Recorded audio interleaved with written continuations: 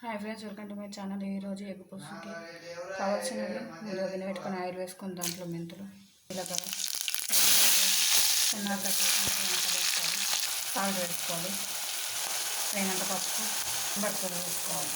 ఒక 2 స్పూన్ల కొబ్బరి పొడి వేసుకున్నాను. మంచిగా వేయించుకోవాలి. ఉల్లిపాయలు దూరంగా వేయించుకోవాలి. వేగిపోయాయి. దీంట్లో తగినంత కారం వేసుకోవాలి.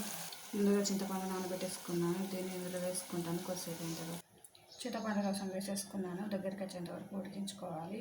ఆ తర్వాత దీంట్లో ఎగ్స్ వేసుకోవాలి. ధనియా పౌడర్ వేసుకుంటున్నాను. బాగా ఉడికింది. ఎగ్స్ వేసేసుకున్నాను. తర్వాత కొత్తిమీర వేసుకుంటున్నాను. ఇంతే ఫ్రెండ్స్, కర్రీ రెడీ అయిపోయింది. వీడియో కనుక నచ్చినట్టయితే లైక్ చేయండి, షేర్ చేయండి, కామెంట్ చేయండి, సబ్స్క్రైబ్ మై ఛానల్. ప్లీజ్ నా ఛానల్ని సపోర్ట్ చేయండి. నా వీడియో కనుక నచ్చినట్టయితే లైక్ చేయండి. Please subscribe my channel.